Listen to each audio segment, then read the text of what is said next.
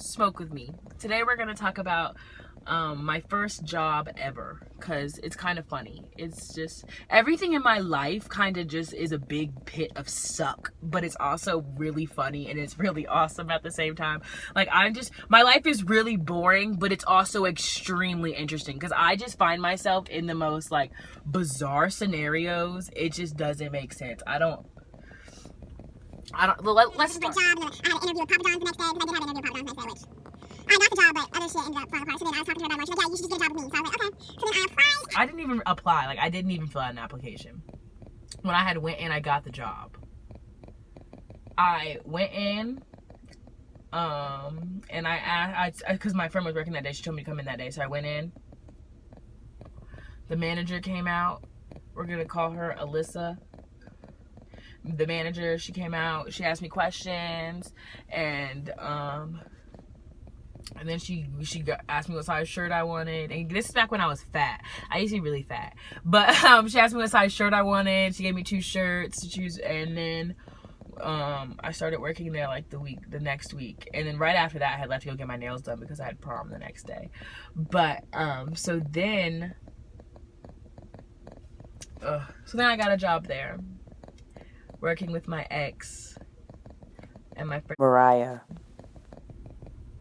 And it was fun. No, it wasn't. Me and my ex ended up,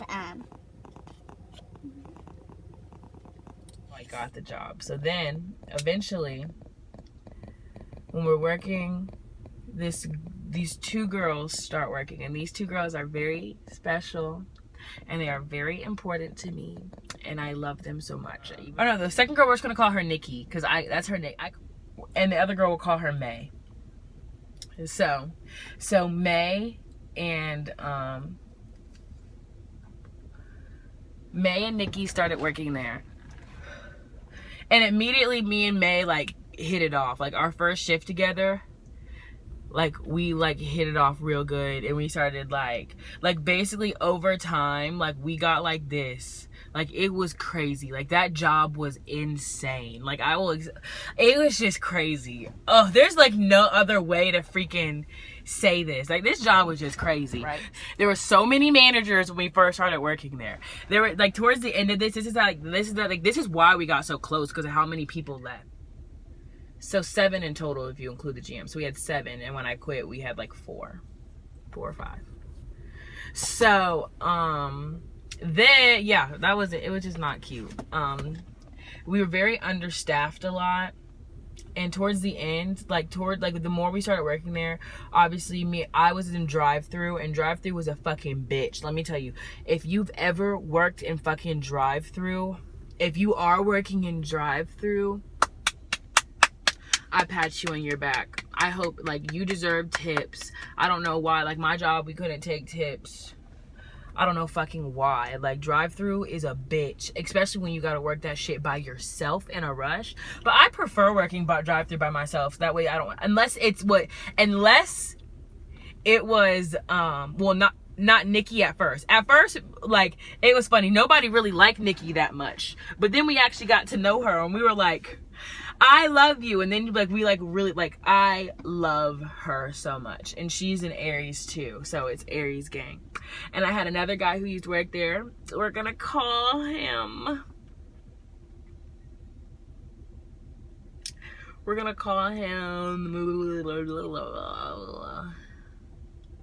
Lamont. We're gonna call him Lamont. And Lamont, that is my homie. Keep in mind, like, he was like my best friend too. And he was like 29, turned 30. And that was my homie. That's like my big brother. Like, I still be like, whenever I have issues, I be hitting him up. Even though none of us work together no more, whenever I have issues, I hit him up. We still be texting and shit. That's my homie. It's amazing because I did make some like friends for life through this job. Like, people I know I can always hit up if I ever need somebody to talk to. Because when I tell you, I was working like 40 hours every week. On the weekends, me, what name did I give her? May, and Nikki would work open to close. We would open the store at 10 o'clock. We would come in to open when we were cashiers. Eventually, all of us got cross-trained and we could switch between the front and the back. Like, that's how much we were there. Like, that was our lives. We were always around each other. Like, we were like, we're basically like literally, I remember we would take like breaks. Whenever we could take breaks together, we would just sit out, get a bunch of food, and we would just pig out and eat.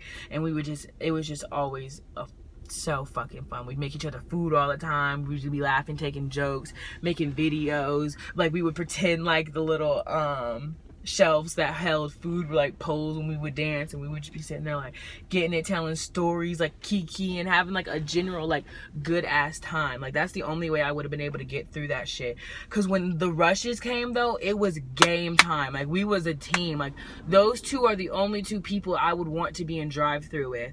I'd rather be by myself before they put me with somebody else other than those two, because I knew we would have a good time and we'd be getting shit out there. Because we would always like push each other, like, we got to beat this time, let's do this fast. And it was also funny because when customers caught attitudes, we'd be like, okay, we got this too. Like, that's why you ain't getting this, that's why your fries ain't seasoned, that's why. Like, it was just funny.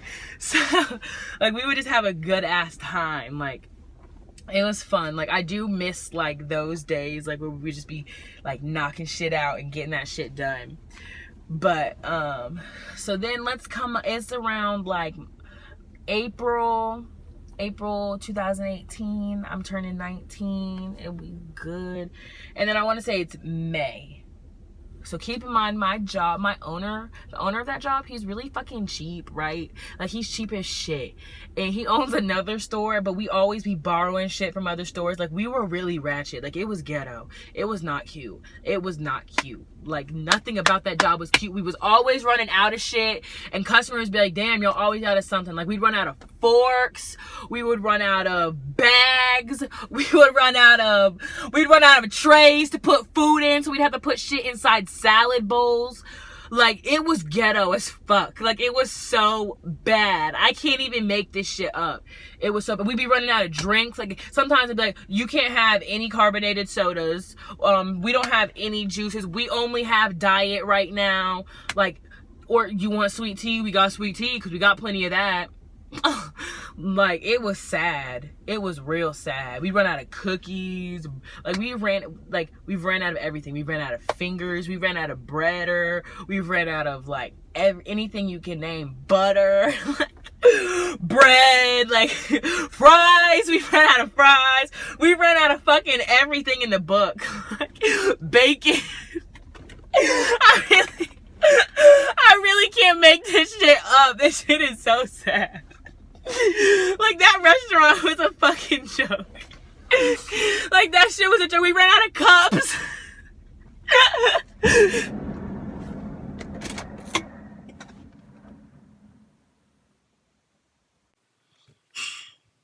I'm about to cry. There goes my car. Okay, I don't want y'all to know what's happening.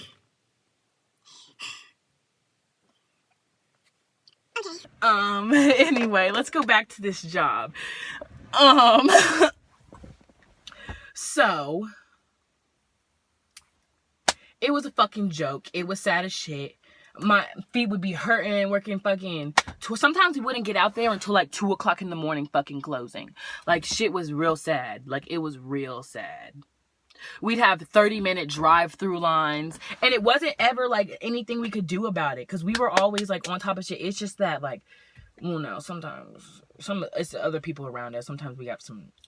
Now, I'm talking these people that I'm talking about being on top of it. We also did have a lot of shitty ass employees as well that don't do shit. Like, us, we were like the backbone of the job. Like, we really held shit down. Nobody could ever tell us nothing. Like, literally, there were so many times like May would put like even the GM in place, because sometimes she ain't even do shit. Like, she'd be in the back watching movies, not doing nothing.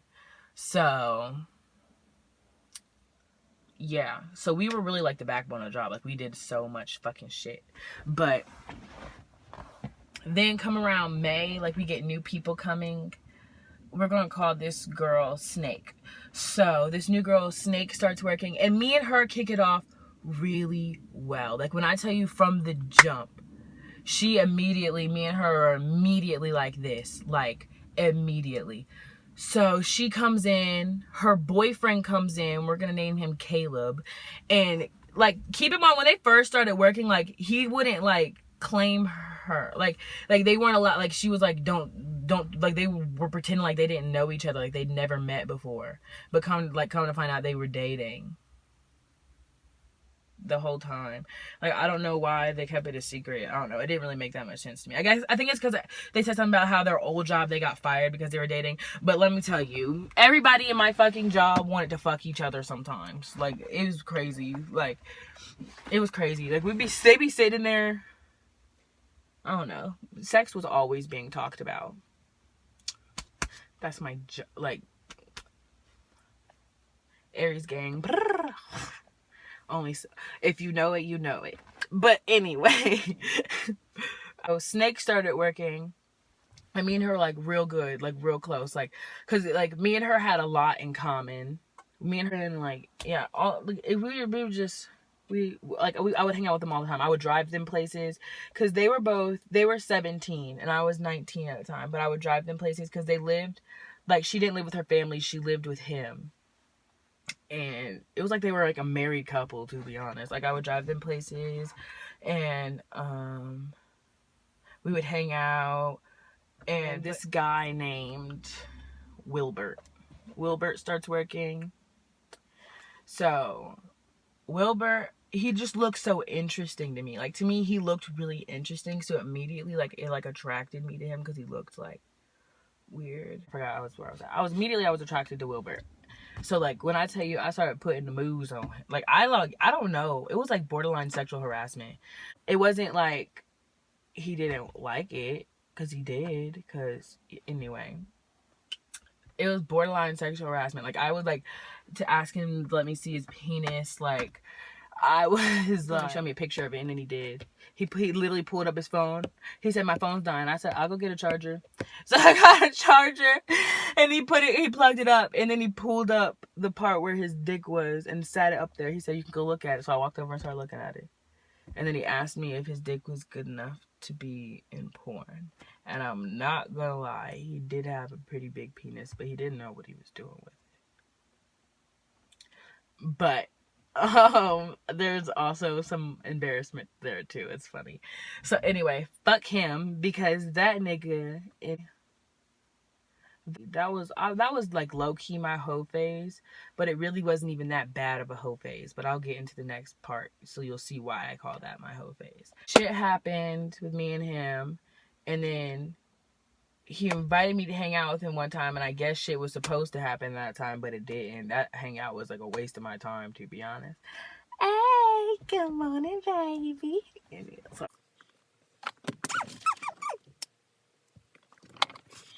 So, yeah, so then we hit it off, and I guess we were supposed to hit it off that night, and that was, again, a waste of my time. And then he came over to my house again with, like, other people, and with this one guy. Keep in mind, this one guy, we're gonna call him Dennis, and keep in mind, Dennis is always around. He's gonna be significant, too. He's always there, too. He's older than all of us. He was, how old was he? 20? Was he 23? I think he was 23 at the time. He was the oldest one of all of us. He had a girlfriend, like, you know. So Dennis was always hanging out with us, too. And then, nothing happened that night. So I told him, don't come over to my house if nothing's gonna happen. That's literally what I said. And that was that. Then he started talking shit about me to my friends, telling my friends that I'm a 6. Now, bitch. That's what evidence is talking about. I'm not gonna ever give you my life. Okay? Literally, I may not look at you right now, but let me tell you, even right now, I ain't no damn 6. Fuck you mean. Fuck you mean. And it's like, you were saying shit about my boobs, saying shit like, oh, she's not gonna look like, bitch. And that's right when I lost weight. That's the skinniest I had ever been in my life. That's the best I had ever looked in my life. And then he was telling people that I looked like a 5. He was telling my friends that I looked like a 6. And then eventually, like, his friends were, because I became real close with his friends, and they were like, even telling him that wasn't right. And that was like, yeah, they were telling him I was fucked up and shit. And so I didn't really talk to him, and he was like, I don't know why she's so mad at me, but fuck that bitch. Because on his birthday, I drove them to go smoke him up for his birthday because he was by himself on his birthday. Who fucking cares? Anyway, so I didn't say nothing to him. I let him get in my car, and we smoked. I didn't say nothing to him. But here, when I passed the blunt to him.